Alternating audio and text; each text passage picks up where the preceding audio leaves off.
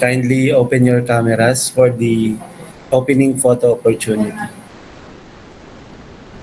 Zaki Leia, thank you.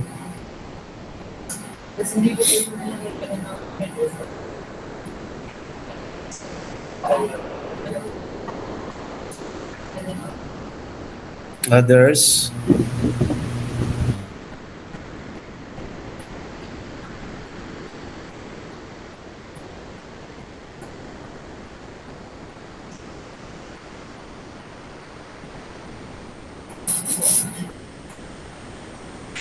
tell us if you are about to capture.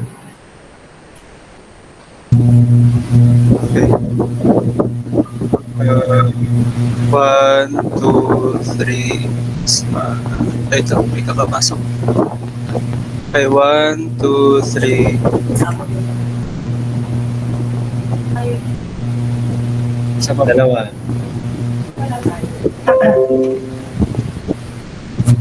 Error. Okay. One, two, three. Wait lang. Joseph, malungkot ka.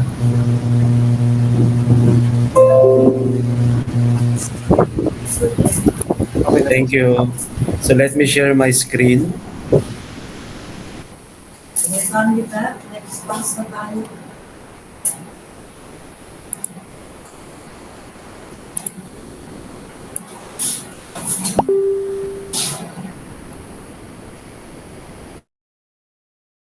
Ma'am, ano po yung kanina po, pinalagay tayo yun po, 6. Hindi, yun yung ano, yung... So let's see 6 yung sa akin. the Dapat yung mga diba? Tapos 7 na. the enhancement made by Jiro. Thank you. If we will not have hanging moments.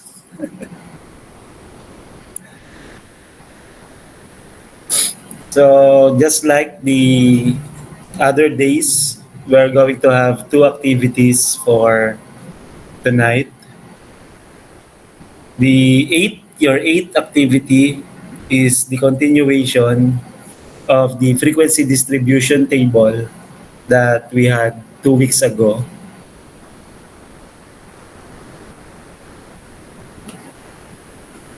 Ano nangyari? At least medyo naglalag na lang. Yun. So we are done with the frequency distribution table for quantitative data, both the grouped and ungrouped data. Now we are going to tackle the frequency distribution table for qualitative data. This is much easier, unlike the previous FDTs that we had. And the columns and the rows here are easier than those quantitative data that we had. So the qualitative data that we are going to tackle is still about the Batong Malaki Senior Citizens Association. Let the gender of the 30 members of the Batong Malaki Senior Citizens Association who participated in their 2009 Lakbay Aral be the qualitative data to be examined. So this will be the qualitative data because gender or the sex, it's either male or female, is a form of qualitative data. So this is the sample qualitative FDT wherein the raw data for the 30 members of the BMSCA who participated in their 2009 Lakbay Aral. So the following are their genders or their sex. It's either male or female. So all you have to do is just count the number of female and count the number of male. So just like the quantitative FDT, you are just going to count how many are male and how many are female in the given slide a while ago, the given raw data. If you are going to count the number of males and the number of females, there are 13 males and 17 females. So all you have to do is just count the frequency. Then after that is to get the relative frequency. By the formula, relative frequency is equal to frequency divided by the number of observations times 100. And it's easier. So the relative frequency for male, relative frequency given by the formula frequency divided by number of observations times 100. There are 13 males and the number of observations that we have is 30. Substituting it to the formula, you will have 13 divided by 30 times 100. Since we have the raw data as the frequency as whole numbers, we will also have the relative frequency as whole numbers. So that is rounded off to the nearest whole number, which is equal to 43%. For the relative frequency of female, relative frequency is equal to frequency divided by number of observations times 100. So the frequency for female is equal to 17. And the number of observations, same, 30. Substituting it to the formula, you will have 17 divided by 30 times 100, which is equal to 57%. And we are done with the qualitative frequency distribution table. Diba? It's much easier than the quantitative frequency distribution table. So only have the variable, what will be the variable being examined, then count the number of frequency and compute for the relative frequency. And you already constructed the qualitative FDT. So after that, you will have a graphical presentation. Since we are talking about a whole, the most appropriate graphical presentation to be used is the pie chart or the pie graph. So this is a 3D pie graph. 57% are female and 43% are male. Don't forget to write the figure number always below the figure or the graphical presentation. So the gender, figure 1, states that the gender of the 30 members of the Batong Malaki Senior Citizens Association, BMSCA, who participated in their 2009 Lakbay Aral. So after that, you will also do the textual presentation. Majority of the 30 BMSCA who joined the Lakbay Aral are females. Only 43% are males. So by mentioning the majority and given the percentage of the minority. So you may do the other way around or both percentage and both numerical numbers. It's up to you on how you are going to do the textual presentation, as long as you are going to put in words what is in the graphical presentation. Done. And we are done with the first activity, the 8th activity. So for your assessment, select the receiving monthly pension of the 30 members of the Batong Malaki Senior Citizens Association or BMSCA who participated in their 2009 Lakbay Aral be the qualitative data to be examined. So this is the table. Receiving monthly pension, yes or no. So all you have to do is to count the number of yeses and the number of nos.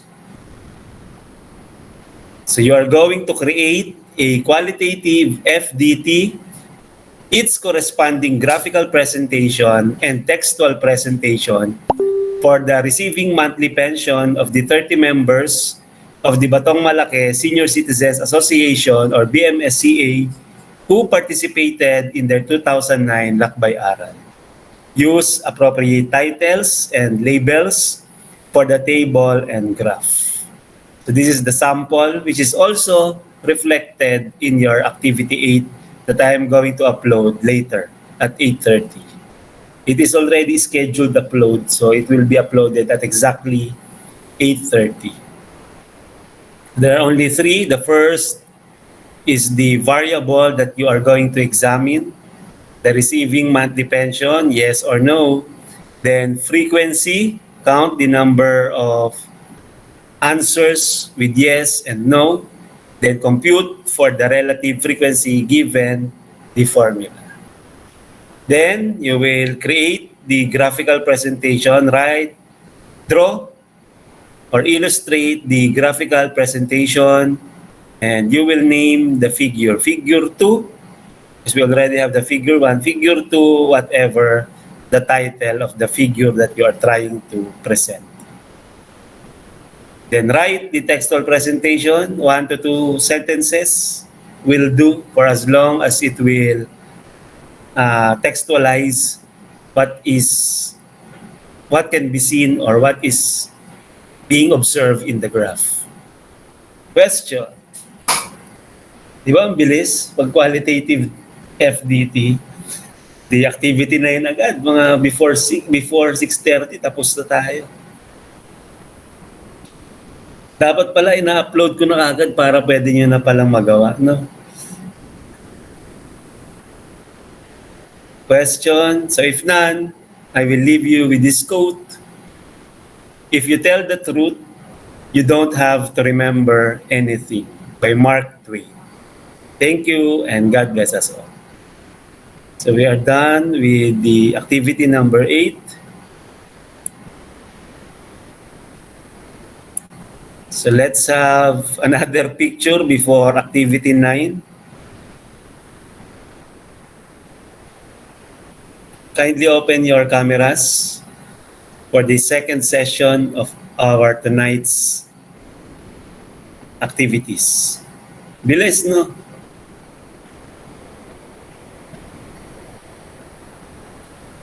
Ganda naman ng bahay mo, Ken. Background lang yan.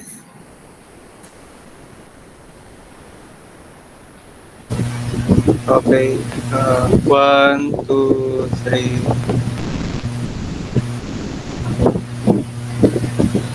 Okay, isa pa. Last one.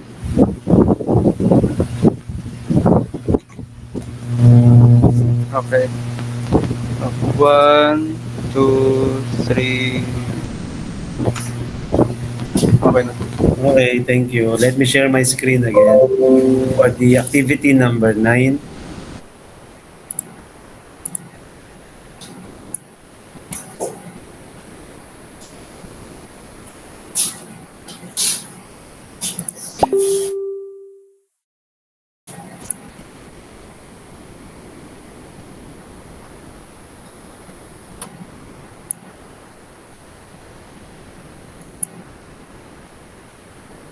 So now, the first of the statistical tools, the measures of central tendency.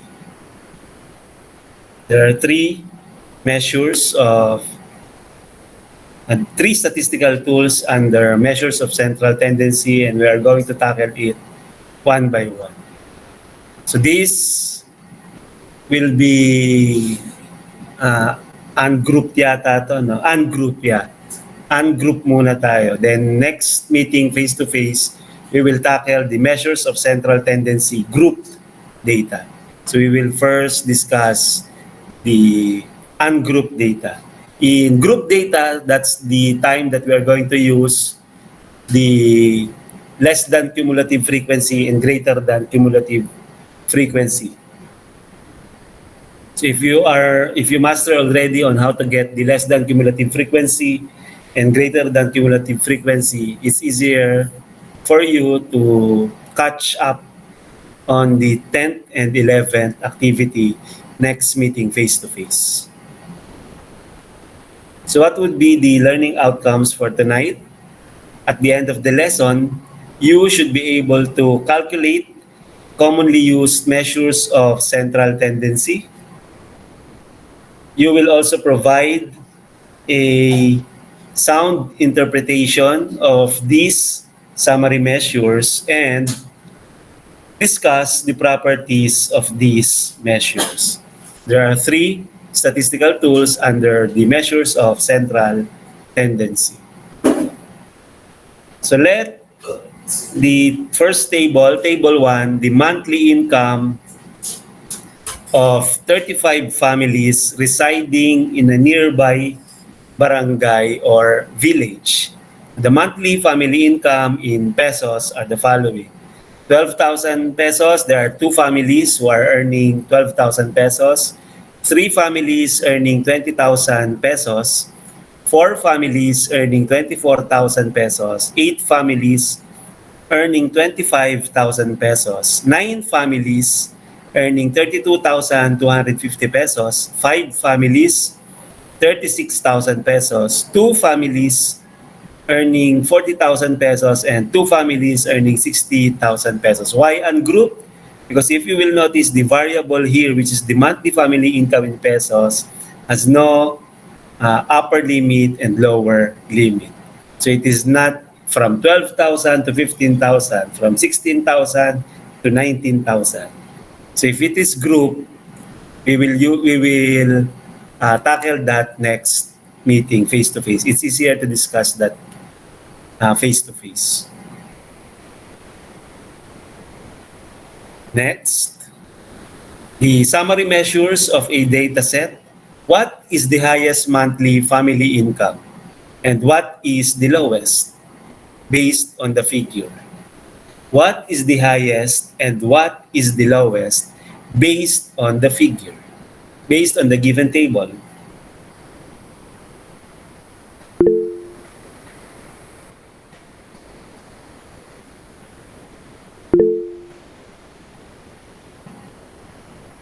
Yes, Zaki? Yung ano sir, 60k highest, tsaka yung table na limutan ko sir. 12k po ata yung lowest. Okay. 12K and 60K. So the highest monthly family income is 60,000 pesos, while the lowest is 12,000 pesos. So they represent important location values in the distribution of the data. However, these measures do not give a measure of location in the center of the distribution. It's called measures of central tendency because given the minimum value and the maximum value, the measures of central tendency are almost in the center of distribution. Because there are some which we will also tackle next meeting, the measures of other location. And that is the other statistical tools that we are going to discuss next meeting. So here, it's called measures of central tendency because you can see the location of the given data only on the center of the distribution. Not exactly on the center, but close to the center of the distribution. And remember, when you are getting the maximum value and the minimum value, you are only getting the range. You are only getting the range because the range is maximum minus minimum. So going here back at the table, we will now find the modal value or the mode. Modal value or the mode. So take a glimpse again of this table. What monthly family income is most frequent in the village? What monthly family income is most frequent in the village? So how will you know which is the most frequent? Meaning the highest frequency. So aside from Zakilay,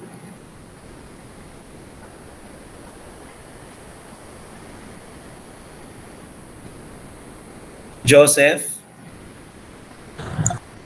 Sir, yung 32,250 po. Okay. It's easier to know the mode. So the monthly family income that is most frequent is 32,250 pesos. The value of 32,250 pesos occurs most often, or it is the value with the highest frequency. And this is called the modal value, or simply the mode. In this data set, the value of 32,250 is found in the center of the distribution. As you can see here, almost at the center. Almost at the center of the distribution. Next is the median. So the first measure of central tendency is the mode. Actually, it's mean, median, and mode. But it's easier to find the mode first because all you have to do is to find the most frequent or the highest frequency in the table, and that would be your mode. So if you list down individually the values of the monthly family income from lowest to highest, pwede rin siyang highest to lowest, whichever you prefer, but for the purpose of our discussion, let's always have it as lowest to highest. What is the monthly family income where half of the total number of families have monthly family income less than or equal to that value, while the other half have monthly family income greater than that value? So the meaning of this slide is just enumerate whatever here in the table. So all you have to do is to write 12,000 pesos twice, 12,000, 12,000. 20,000 pesos thrice, 20,000, 20,000, 20,000. So that we can find the middle value or the median. So when arranged in increasing order, or the data come in an array as in the following. So there are 2 12,000, 3 20,000, 24,000, there are 4 25,000, there are 7 32,250, there are 9, until you reach the 60,000 where 2. You will find the median by finding or locating the middle value. Since there are, how many are there in the table? So if you are going to count these 9, 17, 26, 31, 35, there are 35 values here. You can find the middle value, which is the 18th, right? The 18th number. The 18th number, so you will count 1, 2, 3 until you reach the 18th number, and that will be your median. So there are 17 values that are less than the middle value, while another 17 values are higher or equal to the middle value. That middle value is the 18th observation, and it is equal to 32,250 pesos. The middle value is called the median and is found in the center of the distribution, still at the center of the distribution. So now, what is the average monthly family income? So how are you going to compute? Just add all of these, then divided by 35, because there are 35 number of observations. Doing it using your calculator, when computed using the data values, the average is 30,007.14 pesos. So that will be the average if you are going to compute. Add all of those, then divided by 35. So the average monthly family income is commonly referred to as the arithmetic mean or simply the mean. So the mean is the average, the median is the middle value, given the data arranged from highest to lowest or lowest to highest, while the mode is the most frequent. So which is computed? The mean is computed by adding all the values, and then the sum is divided by the number of values included in the sum. So the average value is also found somewhere in the center of the distribution. It is somewhere in the center of the distribution. Later on, I will show you the illustration why it is called measures of central tendency. So the common measures of central tendency, the most widely used measure of the center is the arithmetic mean. It is computed as the sum of all observations in the data set divided by the number of observations that you include in the sum. If we use the summation symbol, that is the summation of I starting from 1 up to n, where using the formula x sub I, we could compute the mean as mu, this is mu, is equal to the summation of I from 1 to n using x sub I divided by n. The only meaning of this summation is all you have to do is to add all that you can see in the given given raw data. So using the example earlier, with 35 observations of family income, the mean is computed as, so from 12,000, mu is equal to 12,000 plus 12,000 plus the next income up to the last 60,000, then divided by 35. So that will be mu is equal to 1,050,250 divided by 35, and you will come up with the mu which is equal to 30,007.14. Alternatively also, we could do the computation as follows, because that is already in table. You know that there are 2 families having 12,000 monthly family income, 3 families having 20,000 monthly family income. All you have to do is to multiply the column x sub I, which is the variable monthly family income in pesos, and f sub I, the number of families or the frequency having this kind of monthly family income. If you are going to multiply the first column, x sub I column, by the f sub I column, you will have the same answer sum, which is 1,050,250, and the sum of the number of families you have is 35. So divide the sum of the summation divided by the number of observation, you will still get 30,007.14. Same procedure, but this is easier because it's already in tabular form. No need to write down each.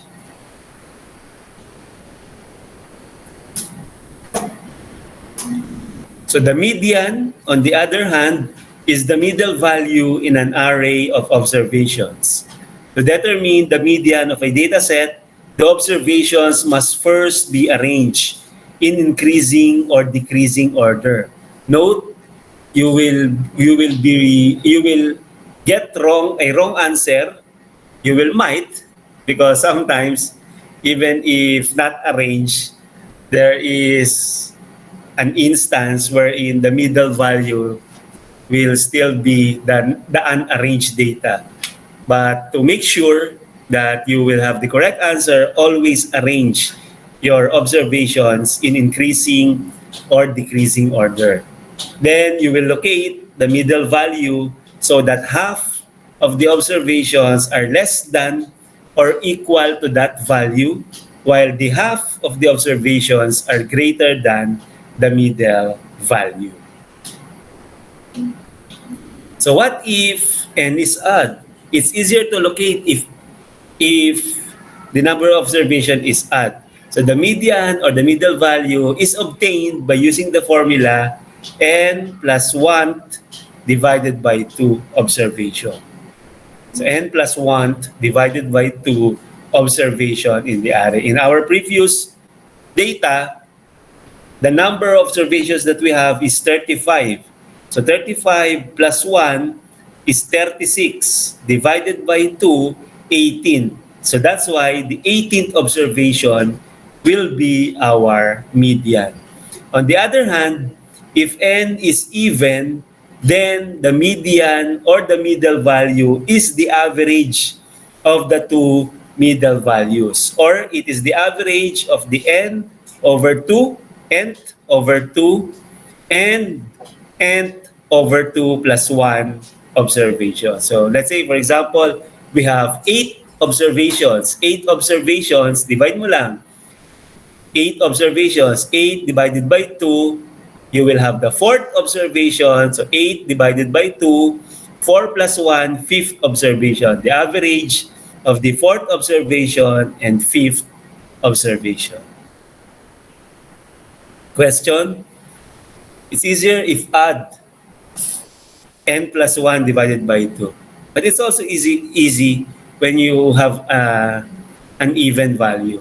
Just add the two middle values, then divided by 2, or get the average of the two middle values to find the median. Hey, sinasabi rin pala rito. In the example given earlier, there are 35 observations. So n is 35, an odd number. The median is then the n plus 1 divided by 2 is equal to 36 divided by 2, or the 18th observation in the array.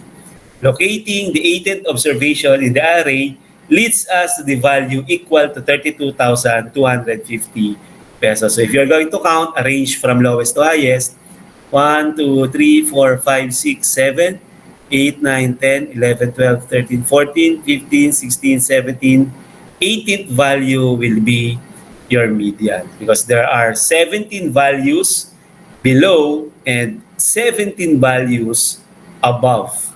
17 values above the after the median, and 17 values before the median. So that's how you're going to get the median. The mode or the modal value is the value that occurs most often, or it is that value that has the highest frequency. It is easier to tell given the data in tabular, because whichever with the highest frequency will be your mode.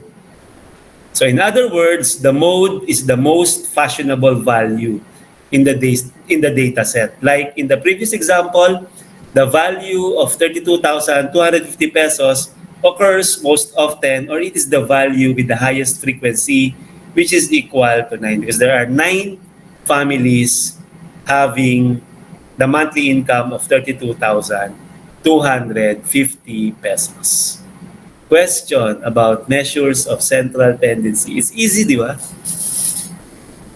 On how to find the measures of central tendency.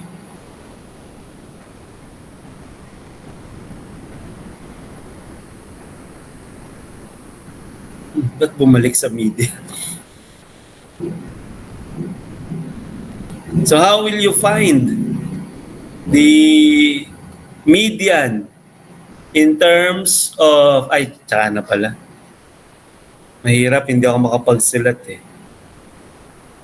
Gagawin ko sana dito ng cumulative frequency, less than cumulative frequency. So that from here, you can already find the median. From here, you can find the median just by looking at this table. Using cumulative frequency, you will have 2, 2, 5, 9, 17, 26.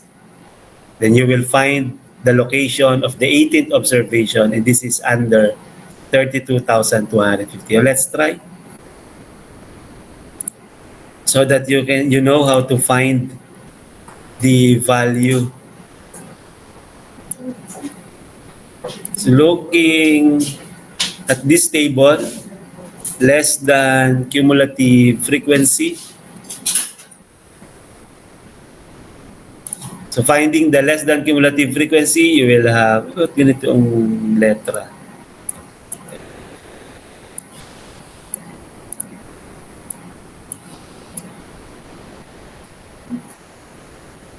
Ay. Kaya mo na nga, 2. 24.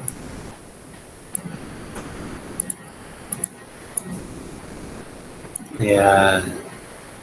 So in finding the less than cumulative frequency, so you will have 2, you will have, add the next frequencies, you will have 5, 9, 17, 26, 31, 33, and 35. So you will find the 18th observation. 18th observation, so meaning here, in terms of observation, this is 2, the first and the second observation. Here is the third up to 5th observation. This is 6th up to 9th observation. This is 10th up to 17th observation. This is 18 up to 30th observation. This is 31 up to 32nd observation. And this is 33 up to 35th observation. So therefore, we are looking at the 18th observation. This is the 18th observation, the location of the 18th observation. And the median is indeed 32,250. That's how you are going to find the median, because the number of observations and less than cumulative frequency are being used if the data is grouped. If grouped. Kapag group kasi, mahirap na siyang hanapin kung nasaan ang median. Imagine, this variable, you will have, for example, 5,000 to 12,000 pesos. This is 13,000 up to 20,000 pesos. Imagine, this is already, ano nangyari? Nawala. Yun.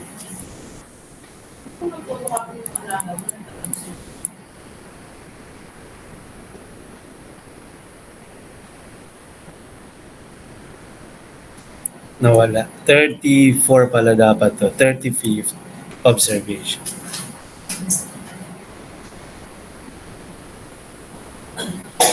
So here is the location. Ba't ganito?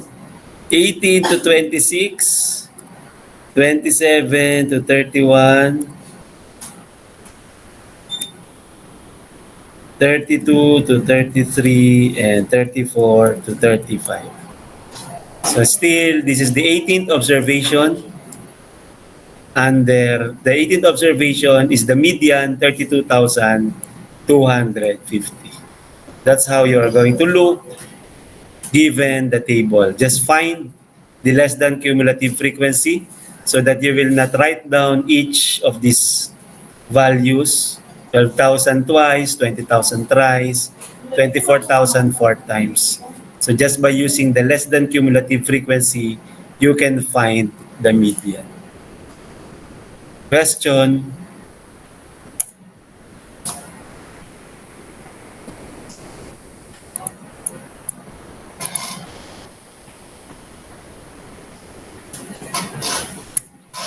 Tanong? So wala. Let's proceed. So what are the properties of the mean, the median, and the mode?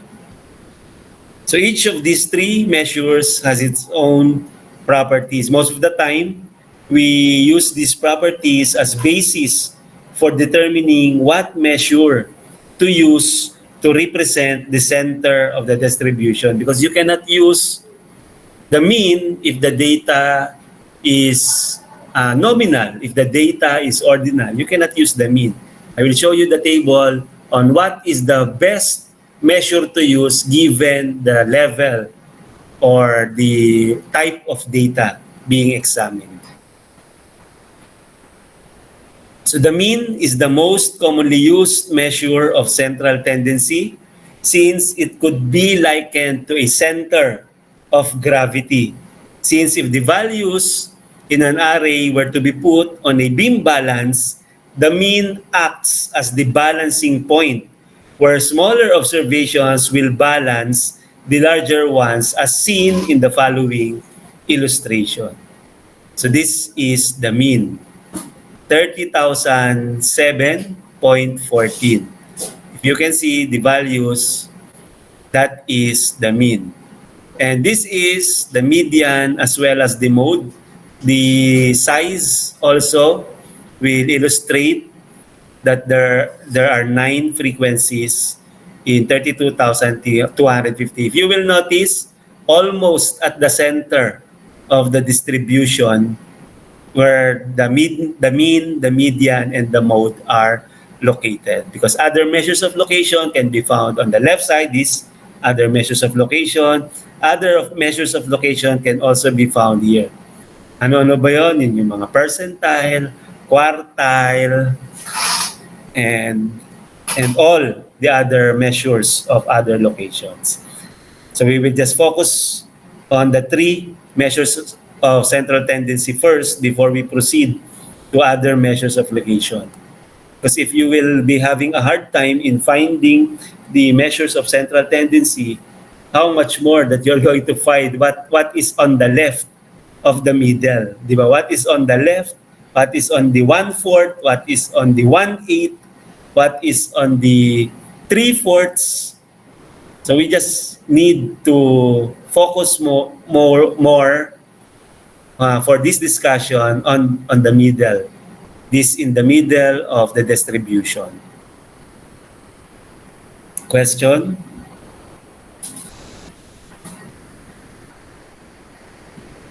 So note that the frequency represented by the size of the rectangle serves as weights in this beam balance. So that's why it is balanced. There are some who are large enough and the mean will balance. The mean will balance whatever values in the distribution. But mean is not reliable if the data are there is a large gap of data. I will show you later what is the effect of a large data or a high value data in the mean and the median and the mode. So to illustrate further, this property subtract the value of the mean to each observation denoted as d sub I, and then sum all the differences. The computation can also be done alternatively as shown in the following table. So this can be done showing the properties, why it's called a beam balance, because if you are going to get the sum, it's equal to 0. Sometimes the sum is not equal to 0 because of rounding of errors. Rounding of errors. Sometimes the sum is 5, sometimes the sum is -5 because of these negative values. So how are you going to compute for the differences? So first, x sub I, 12,000, 20,000, the given variable. Then, d sub I is computed, or the difference is computed by subtracting whatever the value here, x sub I, kaya nga siya x sub I, minus the mu, or the mean. And the computed mean is 30,007.14. So doing it in Excel, madali sa Excel, because you are just going to drag it to 30,007.14, 18,007, rounded off to the nearest whole number, negative 10,007 if you're going to compute, negative 6,007. Then, this is already given, number of families. All you have to do is to multiply the second and the third column to find the fourth column, as illustrated also in the column header. It's easier to follow because x sub I, ang gagawin daw ay to find d sub I, gagawin x sub I minus mu, and your mu is 30,007.14. The number of families is f sub I, and the last column is multiply d sub I by f sub I. By multiplying it, you will have a zero, and this will give you the property why the measures of central tendency are always in the center of the distribution, because the sum is zero. But again, some instances, we will have a sum of 5, -5, 25, -25, depending on the rounding of errors. But in Excel, it will not have an error because all of the values, whether you round it off to the given cell, will still compute the remaining decimal places. So the sum of the differences across all observations will be equal to 0, and this indicates that the mean indeed is the center of the distribution, since the negative and positive deviations cancel out and the sum is equal to 0. So it's always, if we are going to consider all the decimal places, the sum of the differences across all observations will always be equal to 0. So in the expression given, we could see that each observation has a contribution to the value of the mean, and all the data contribute equally in its calculation. That is, the weight of each of the data items in the array is the reciprocal of the total number of observations in the data set. So that is 1 divided by n. Means are also amenable to further computation. That is, you can combine subgroup means to come up with the mean for all observations. For example, if there are 3 groups, considering 3 groups with means equal to 10, 5, and 7, computed from 5, 15, 10 observations respectively. So meaning there are 3 groups. The first group, 10 ang mean, 5 observations. Second group, 5 mean, 15 observations. Third group, 7 is the mean, and there are 10 observations. One can compute the mean for all 30 observations as follows. So we can compute for the total 30 observations as follows. Because if you're going to add 5 plus 15 plus 10, there are 30 observations. We can compute also for this, even if the means of the groups are not equal. It is given by the formula mu is equal to n sub 1 times mu sub 1, or the number of observations of the first group multiplied by the mean of the first group, plus the number of observations of the second group multiplied by the mean of the second group. That's why it's n sub 2 times mu sub 2, plus n sub 3, or the number of observations of the third group multiplied by the mean of the third group. In symbol, it is n sub 3 multiplied by mu sub 3. The sum of the 3 groups, the product of mean and number of observations divided by 30, we will have the first group. There are 5 observations, 10 is the mean. 15 observations, 5 is the mean. 10 observations, 7 is the mean.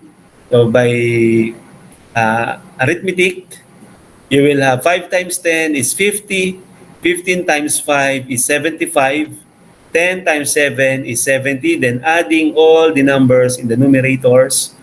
In the numerator, you will have 195, divided by 30, the mu is equal to 6.5.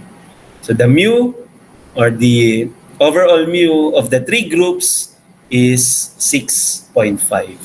Even if you have three groups with different means and different number of observations, we can still compute for the mean or the mu.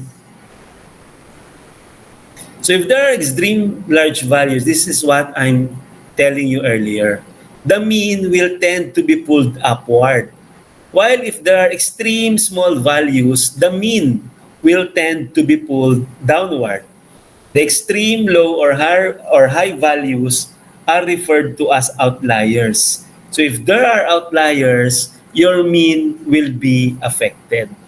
Unlike the median and the mode, they will be affected not so. They will not much be affected even if the presence of the outliers. But the mean will always be affected. If there are extreme large values, the mean will be pulled upward. And if there are extreme small values, the mean will be pulled downwards. So to illustrate this property, we could have a case that there is one family. Let's say, for example, there is one family with very high income of 600,000 pesos instead of 60,000 pesos. So we will replace the 60,000 pesos with an income of 600,000 pesos. The computed value of mean will be pulled upward because of this is a very extreme large value, very extreme high value, 600,000 pesos. So instead of 60,000, we will replace by 600,000. So let's check. So same procedure, 12,000 plus 12,000 until you reach the 600,000. So we will replace the 60,000 by 600,000. Then whatever the sum, 2,130,250 divided by 35. Imagine the former mean, the previous mean is only 30,007. But if we replace the large number, the highest value 60,000 to 600,000, imagine the mean, no, it will be pulled upward as stated as the property of the mean. So you will have now a mean of 60,864.29. Imagine from 30,007.14, replacing 60,000 by 600,000, pulling upward the mean to 60,864.29. Let's check. In the presence of extreme values or outliers, the mean is not a good measure of the center. So do not use the mean if there is a presence of an outlier. Never to use the mean. So an alternative measure is the median. So if you think that in the given data there is an outlier, so disregard the mean because that is not a good measure. So an alternative measure is the median. And the mean is also computed only for quantitative variables. So see, you cannot compute for the mean if the data are in qualitative variables. So you can only compute the mean if the data are in quantitative variables measured at least in the interval scale. So meaning either interval or ratio, it's okay to compute for the mean. So like the mean, the median is computed for quantitative variables. So again, median is computed for quantitative variables. You cannot compute for the median if the data is qualitative. If the data is qualitative, because you cannot arrange. Because you cannot arrange the data from lowest to highest. But the median can be computed for variables measured in at least in the ordinal scale. Because there is already an order, first, second, third, fourth, fifth. Given the ordinality of that, you know that the third is the median because that is the middle value. So another property of the median is that it is not easily affected by extreme values or outliers. So baliwala sa kanya yung outlier.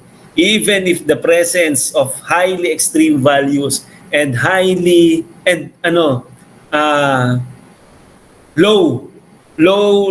extreme values, it will not be affected. The median won't be affected. So as in the previous example with 600,000 family monthly income measured in pesos as the extreme value, the median remains to be the same, which is equal to 32,250 pesos. So check, kahit papalitan mo yung huling dalawa ng 600,000, there are two 600,000. Remember that there are two families having 60,000 as their monthly family income, replacing the 60,000 by 600,000. There are two families having that. Is still the middle value or the median value is the 18th observation. So hindi naapektuhan ang ating median. Question? Understood the property? Okay, thank you for the response. Next, how about for variables in the ordinal, the median should be used in determining the center of the distribution. So for variables in the ordinal, the best measure of central tendency to be used is the median. On the other hand, the mode is usually computed for the data set which are mainly measured in the nominal scale. Nominal lang si mode. Pwede. It is also sometimes referred to as the nominal average. Mainly measured in the nominal scale. Mainly. Pero pwede rin siya. Pwede rin siya sa quantitative. Just like in our example, we can find the mode with the highest frequency.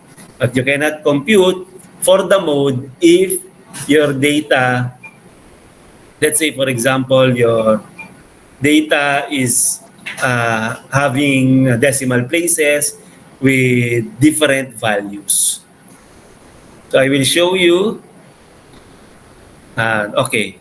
In a given data set, the mode can easily be picked out by ocular inspection, especially if the data are not too many. You can see already in some data sets, the mode may not be unique. Let's say, for example, in our table earlier, we have two number of families having yung 20,000 earning ng family, there are also 9. Then yung isang family rin, 9, yung 32,250. So the mode may not be unique. There are two modes and that's what you call the bimodal. Pag isa lang, unimodal. Kapag dalawa, bimodal.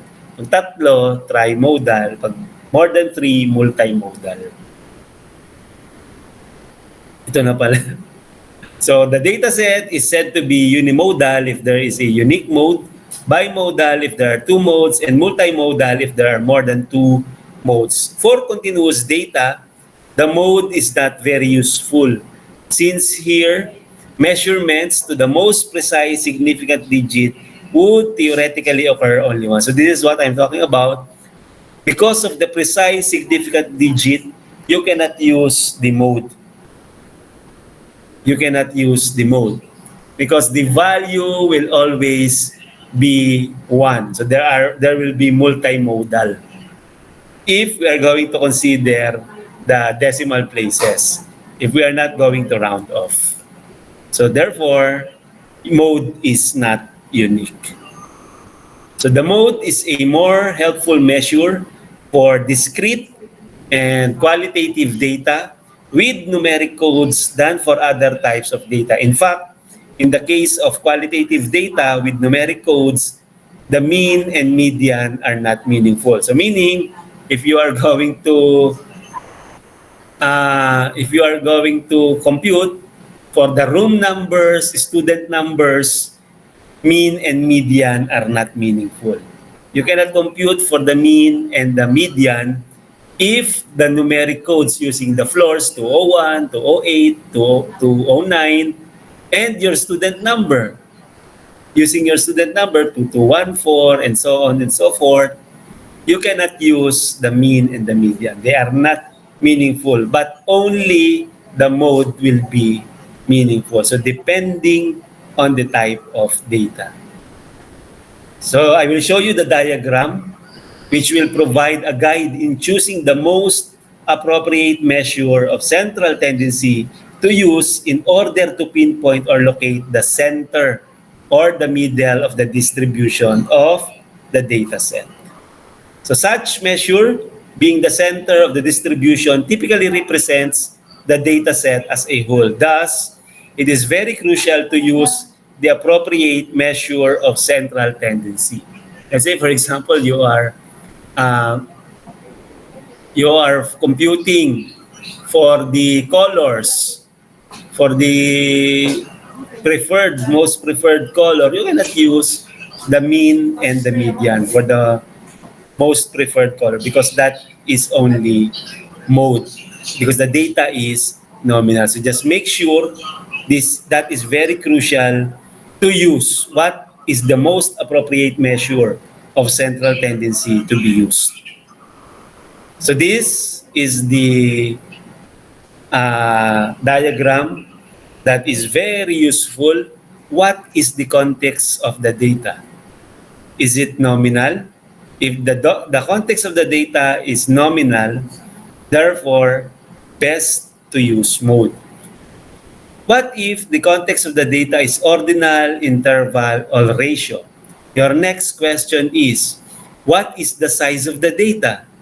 If the size of the data is small, it is best to use mean or median. If the size of the data is small, best to use mean or median. So how will you know if the size of the data? Again, the data is said to be small if n is less than 30. If n is greater than or equal to 30, that means that the size of the data is already large. So what is the size of the data? If the size of the data is small, best to use mean or median. If the size of the data is large, next question is, are there outliers? If there are outliers, best to use median. If there are no outliers, best to use mean. So this is the diagram that will best fit what measure of central tendency that you are going to use given the type or the context of the data. Question? Tapos na. Yes, Justin. Sir, what do you mean by outliers? Outliers. Hindi nakikinig si Justin. When you say outliers, there is an extremely high value. Gaya nung kanina, 600,000. Halimbawa, meron kang given data, scores in a test in your section. Ang mga scores, 100 item. Ang mga scores ninyo, 85, 95, 92, 90. Sabay biglang may isang estudyante ang score ay 12. That is an outlier because that is extremely low value. So you cannot use mean. You cannot use mean because there is a presence of outlier. Kung kaya kanina, yung income naman, 20,000, 20,000, 32,000, 50,000, 60,000, tas biglang may 600,000. That is an outlier. Biglang may lumaki. Question?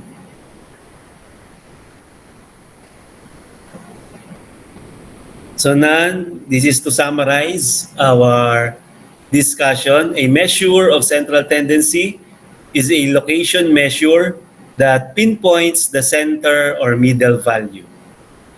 The three common measures of central tendency are the mean, median, and the mode. The three M's. Each measure has its own properties that serve as basis in determining when to use it appropriately. So if the data is in nominal, you will use mode. So ganun lang. If the data is in ordinal, interval, or ratio, your next question is, what is the size of the data? If it is small, best to use mean or median. If it is large, check if there are outliers. If there are outliers, best to use median. If there are no outliers, best to use mean. Question. Ang dali, di ba?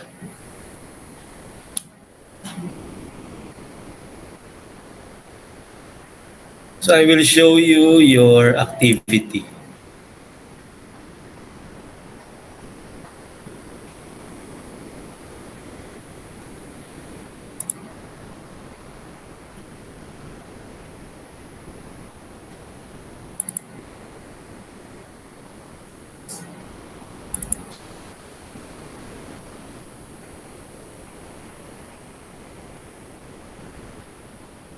Medyo bumili siya, Jiro. Ang galing mo. Ubaga lang siya magbukas. Pero hindi na siya madalas nag-ahang.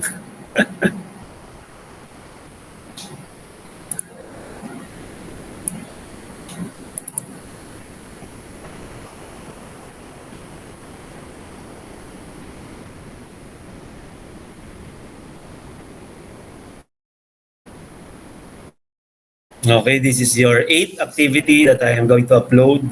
Pinapture ko na lang yun nasa slide.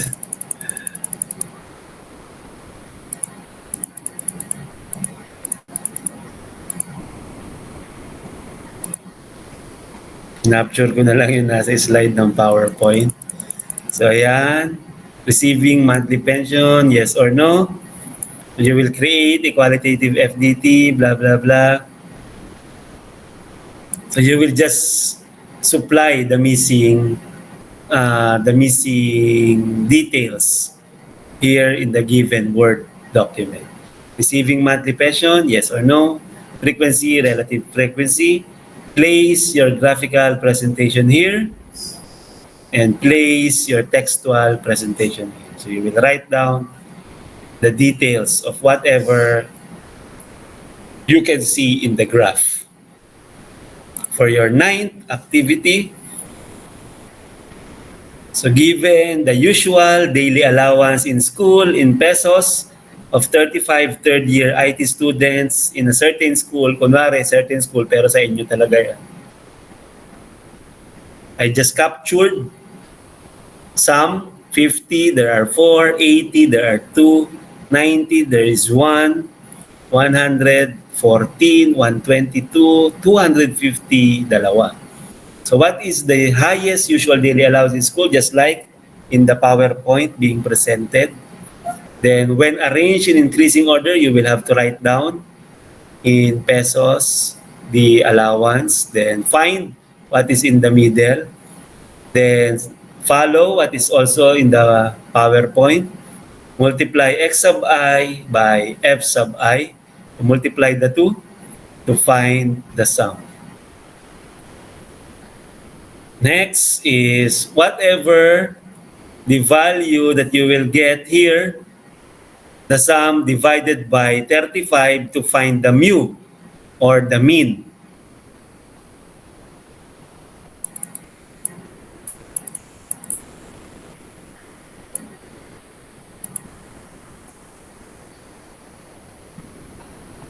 So yan, multiply x sub I, f sub I. Multiply the two to know the third column. Then get the sum of that. You will have the summation of the product.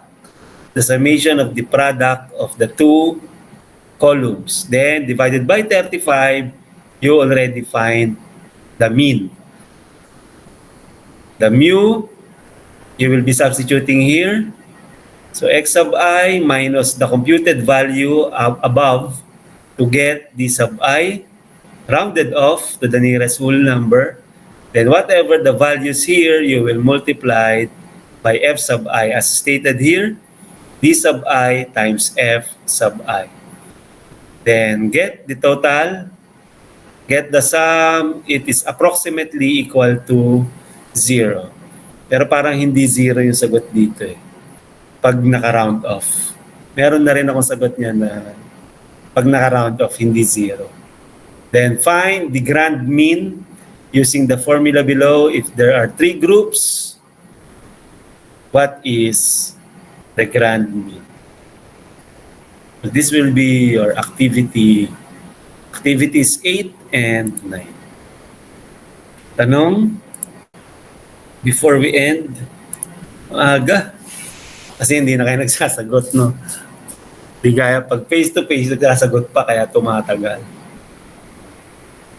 So if there are no more questions, I will leave you with this quote. The essence of life is statistical improbability on a colossal scale. So again, the essence of life is statistical improbability on a colossal scale by Richard Dawkins. Thank you and God bless us all.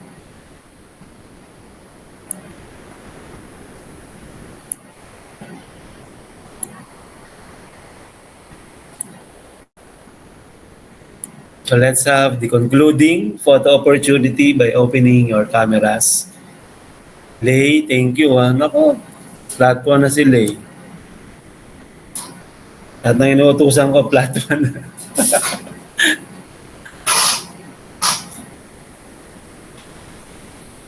Si Jiro, alam niya, nag-ayos siya ng laptop eh. Wala na.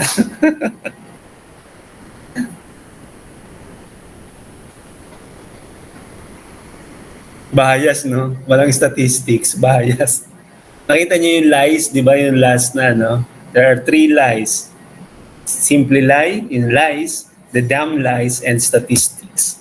Nakita niyo yung mga Pulse Asia survey, SWS survey. Bias talaga yan. Lay, Zaki Lay, give us the hint. Okay, 1, 2, 3. Another one.